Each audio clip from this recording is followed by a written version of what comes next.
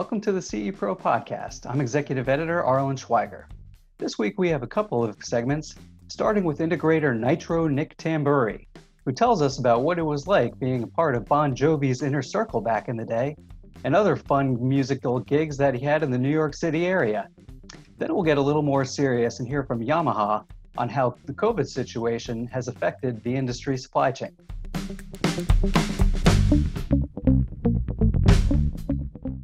Nick Tamburri, president of integration company Aggressive Home Automation and Design. Thanks for joining us today. Thank you, guys. So Nitro Nick, as you're known, before getting into your rock and roll days, which we want to talk a lot about, you're a New York City area integrator. How's the coronavirus situation impacted your business? Just to get us started here. It's just like everyone else. It impacted everyone in the business. It stopped absolutely cold, and the plus sign of this whole thing for me as an integrator is all the networking that was involved. People who didn't realize what a network meant till now, when everybody was in their homes. Wi-Fi, they think the Wi-Fi works everywhere, and it really doesn't. And when they were chewing up their data, I was getting calls like crazy. So that was nuts. And getting into their house, with a holster full of Lysol, and your mask and everything. So that was kind of weird, working with gloves and trying to type with gloves on. It's kind of crazy. But it definitely impacted everybody, impacted the world. And when we come out of this, nobody knows what's going to happen. And you're going to have to reinvent yourself. Okay, Nick, I want to kind of frame this question first. Rock and roll, you come from one of the most famous bands in rock and roll history, or you're very closely associated with one of the most famous bands in rock and roll history, Bon Jovi. And Hall of Famer. And Rock and Roll Hall of Famer, and one of the best guitar players in rock, Tamburri. You grew up as a and Bon Jovi was the underdog throughout all his music career. And sometimes it's good to be the underdog, just to come out the other end as the top in your business.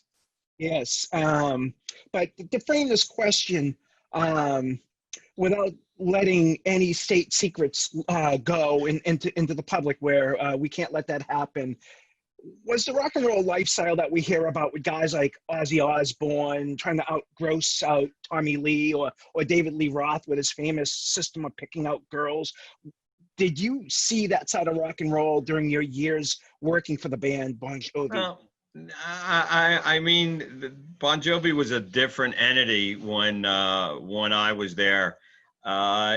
We did live the rock and roll lifestyle. All the guys did, but it wasn't as crazy as everybody, like the Van Halens or anything. It was pretty calm, and John had to keep his voice up to snuff. So, and he's a very good businessman, so he wants to put his A show on all the time, every time, and as you saw the shows, every show was great.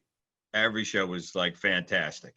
And it's a long set. And once you hit that stage, it was the dynamite fuse was lit, and it just got more intense. And by the end of the show, these guys were totally exhausted, Nick, can you tell us a little bit more about, what some of your favorite parts of that rock and roll lifestyle were like, and include a little bit just about the background and what you did for people in the industry who don't know much about your backstory? Just the history on that is we were friends first, and when the bubble broke and everything went really crazy, I got a phone call from John and asked me to take care of his his personal house and everything. That's how I got into this automation thing.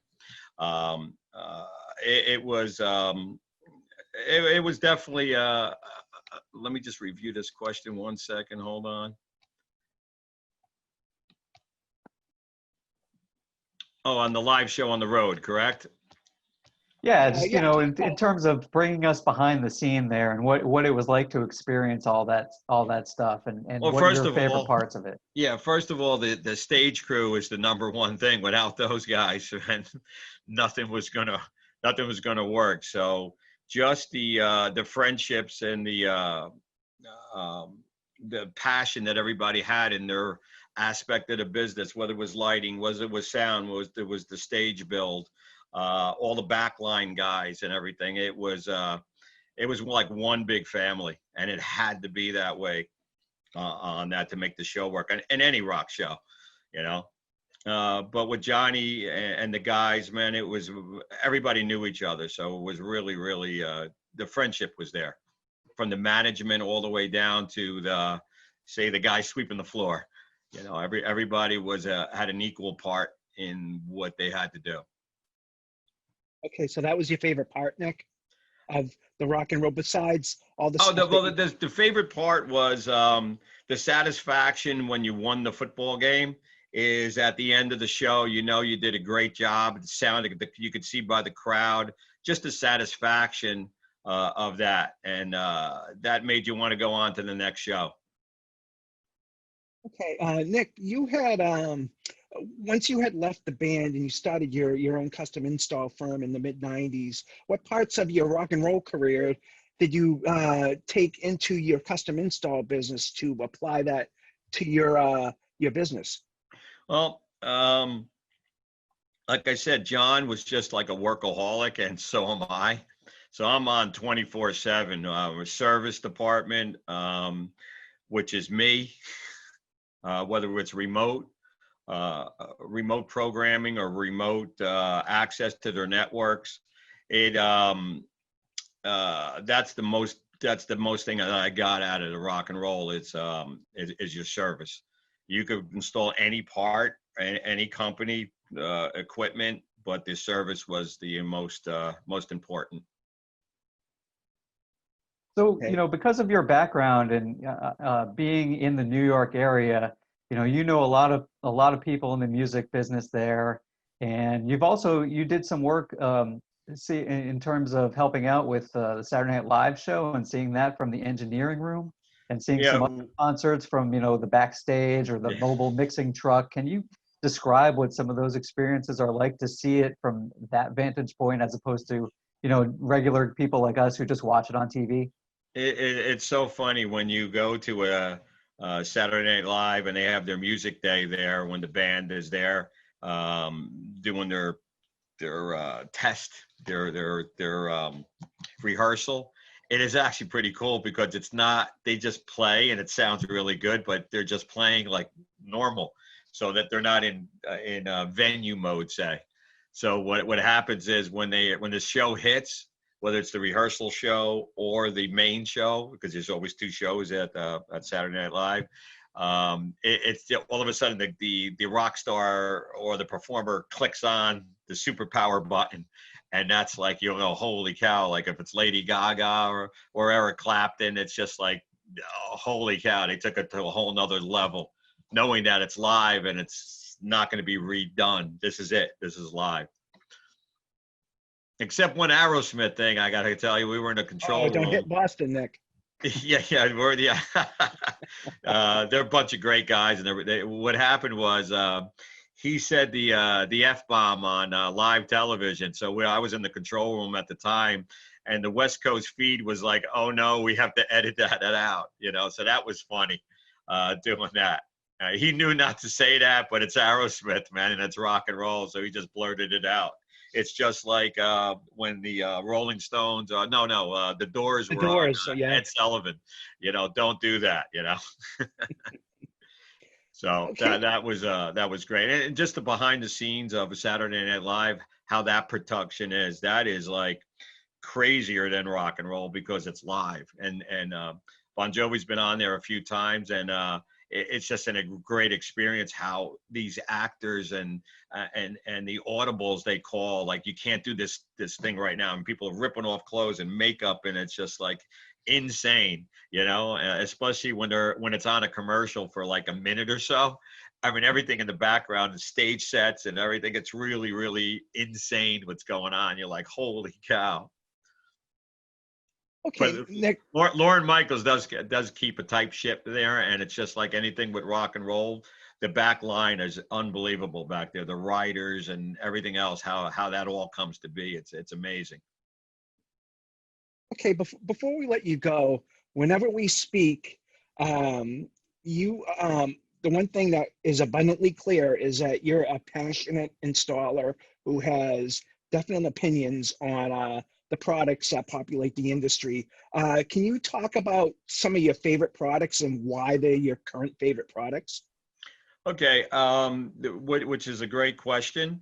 I love to have service. I provide service to my clients, but I need service to from the company that I'm installing the products with. It's like, and I got to say that there's other receivers out there. I mean, I love my Yamahas, and anybody that's a dedicated Yamaha person, there are better receivers, better sounding receivers, but my go-to, my pocket knife is the Yamaha products, whether it's professional products or the home receivers and everything. Their apps are amazing. They did a great job on all their products and the reliability. Okay, and is your favorite lighting product that begins with an L? Yeah, there's a couple companies that bring it off with an L, but I would have to say, and I know I'm going to get some feedback from this, man. You know, is the Lutron is what it is. Their tech support is very, very good. There was a person, I can't remember his name right now, that just retired. He was awesome. And of course, Leviton, which is I love their USB ports. They work great, and their antibacterial switch that does, which is actually a hospital grade switch, which is actually pretty cool. What about for the networking, all that that you're doing right now with that, Nick? Who's your go? My go-to is I have a great IT guy. Is Ubiquity. I know they don't market that much or anything like that, but it's a rock solid product. The price point is amazing. I love their little outlet WAP that they have. So it's unobtrusive and it works really, really well when you have to put something. Their mesh system works actually pretty good also. And they can control some big properties. My IT guy, we did a project and it was for a grow farm, not marijuana, but it was a grow farm for flowers and vegetables and everything like that. And it was on multiple acres. Nobody can fix this. And we did a mesh system there. Worked flawlessly because everybody has a barcode right now. So on their plants, they could actually go to their greenhouse. Here's where they checked in. Here's the temperature and what plants that are in there and when they arrive and when they should be shipped out. So it was actually a pretty cool project. But the Ubiquity is probably is the one I use all the time, and my IT guy. Great. Well, Nick Tamburri, thanks very much for joining us today. Stay safe out there, and we look forward to talking to you again sometime. I'm surprised we don't have masks on. We should have started this with all the masks on, but I just wanted to do a shout out to all my friends out there that they know who they are, that helped me, and we're still friends today, which is great. We keep in contact with everybody. But and you guys also, man, we were just reminiscing about our past history, and it's in my memory forever, man. We had a really, really good time up at what they call that stadium up there you got there, guys? Gillette Stadium. Gillette Stadium. But yeah, that was a great day, man, and forever that'll be in my mind forever and ever till I lose my mind. Nick, before we let you go, and you had brought this up, do you want to give a shout out to the efforts to feed the homeless and low income in the New York City area? Yes, he's got the JBJ Soul Foundation, and if you guys could take a look at their website, man, it's actually really he did a great job on giving back from being a very successful person. The restaurant is great. We went there a few times.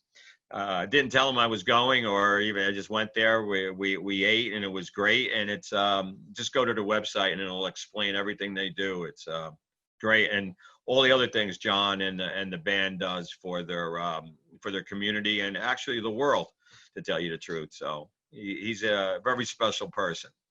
Up next, senior editor Bob Archer chatted with Yamaha's Alex Sadahian and Joel Kennedy on how coronavirus has impacted product distribution and their dealers in the U.S. integration market. Hi, I'm Bob Archer. I'm from CE Pro Magazine, and I want to welcome Joel Kennedy and Alex Sadahian to the CE Pro podcast. Alex, did I kill your name really bad? Almost. Sadagian. Sadahian. Okay, I'm sorry. No worries. Okay, thank you. Yeah. Yeah, between me and my English, and then you throw in the Boston part in there. Yeah.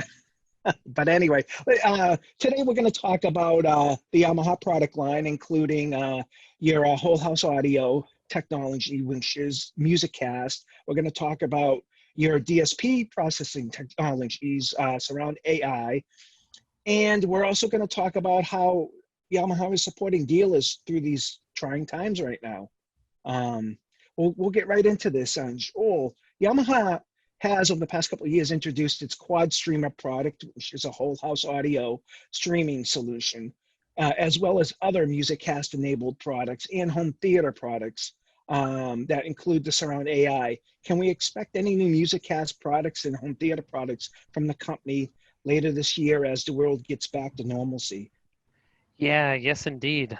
This year is kind of a big year for us. We've got dozens of new product releases coming, and most of those are going to be over the next couple months. So you probably saw a little bit of news from us in April about some new integrated amps that we released.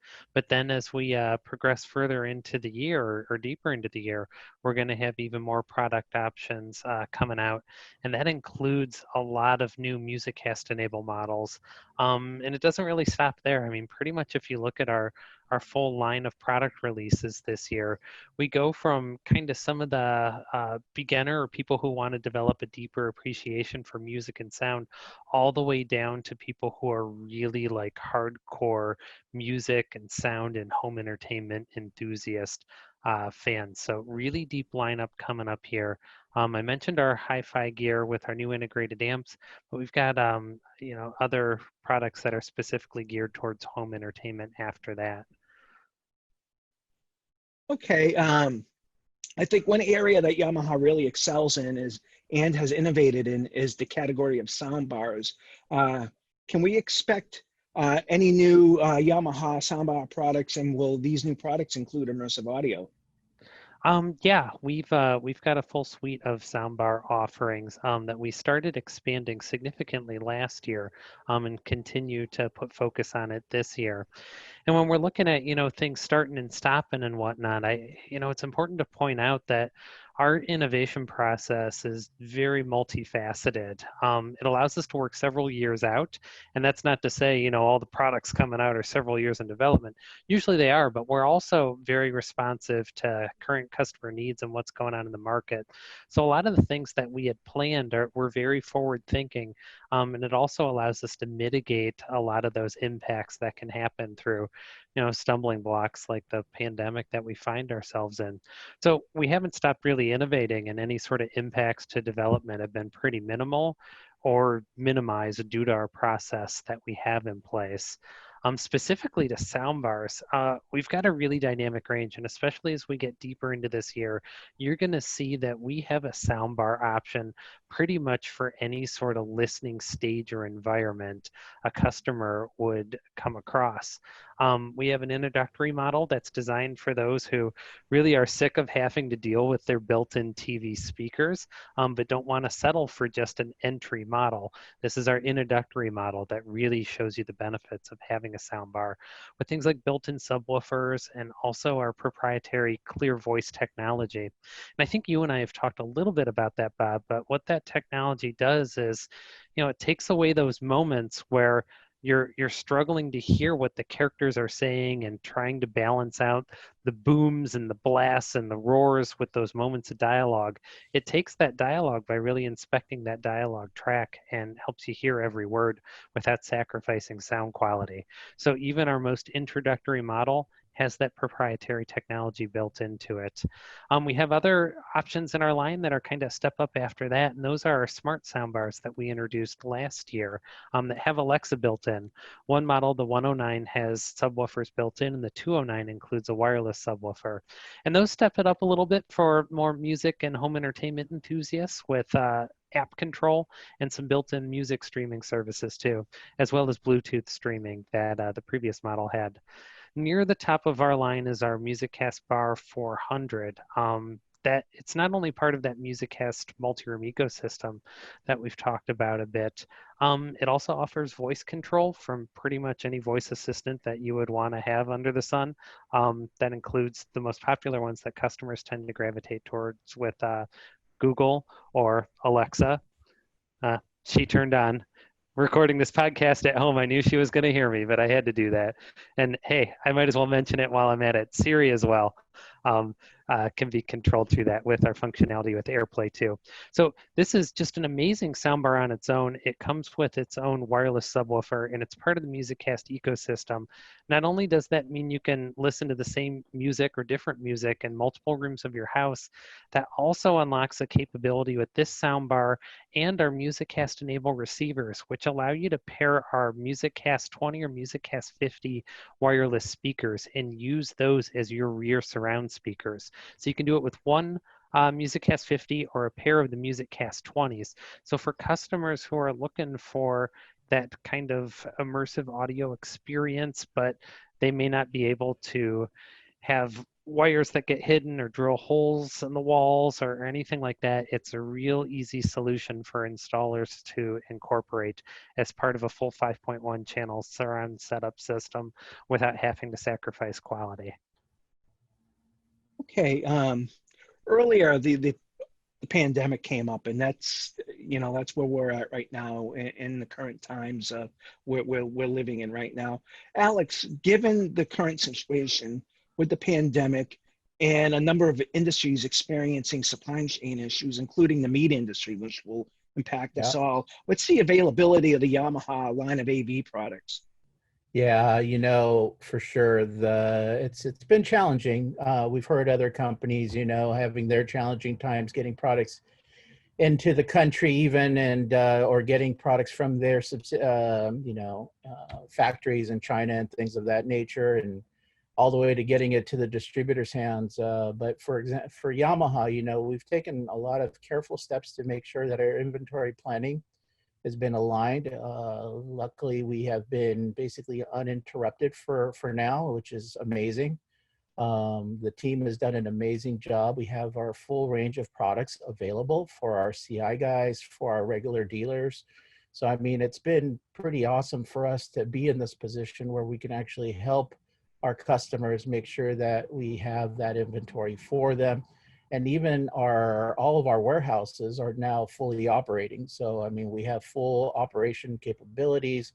We're shipping our products out. I mean, it's pretty amazing that we've got what we've got going. So, okay, so is the order fulfillment time any different, any longer than it normally would be? Dealers having to wait an extended period of time once they place their orders? yeah. So what happened? So right now, Yamaha is in a full mode. When mid-March we enacted remote working protocol. Where we're all at home. The whole team's at home. We basically closed down all the offices in Buena Park, but we were able to execute.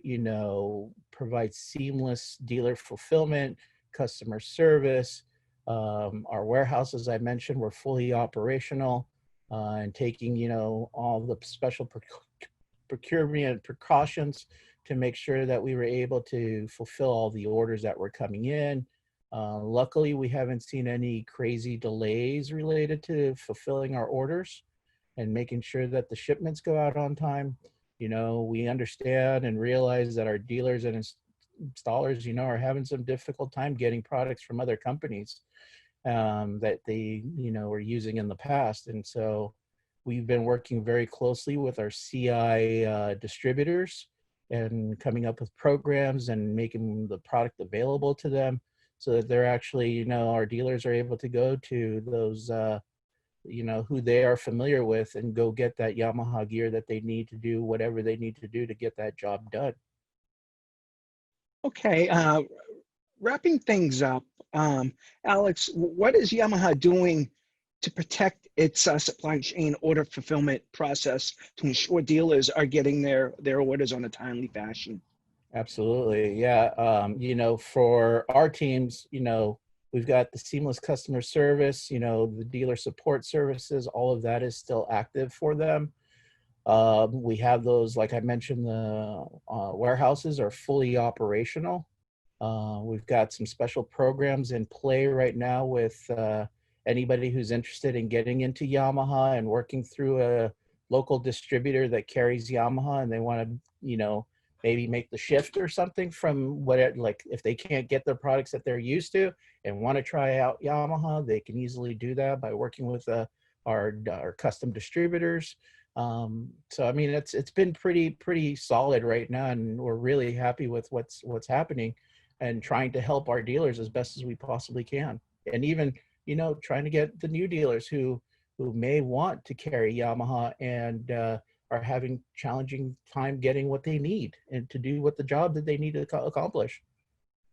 Okay, I did kind of tell a little fib. I do have one more question. Joel, can you give the Yamaha website so dealers can find the company on the internet and learn more about your products? Yeah, sure thing.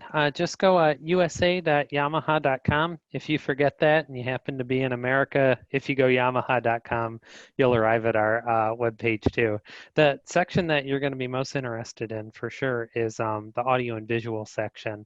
And for integrators out there, we have a special site created just for custom integrations. So there's a section called Discover once you're within our audio and visual area.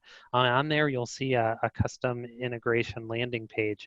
And that has tons of information about a lot of the solutions that we already talked about, from the quad streamer, that multi-room audio juggernaut that we have there, the MusicCast ecosystem, our flagship AV receivers called Avantage. Those are some of the best things you can offer customers on an install, kind of the masterpiece of any rack, we like to think of it. But then other things, you know, in ceiling, outdoor speakers, you'll find a number of options. But also on that page, you'll find a way to connect with us if you do want to learn more, or to request to become a dealer, find a distributor. All those resources are there. And I guess just one other thing is we're talking about Yamaha. If you do come in on the main door of the site, just to the yamaha.com, and you are looking to, you know, do something a little bit more musical, we know music like nobody else.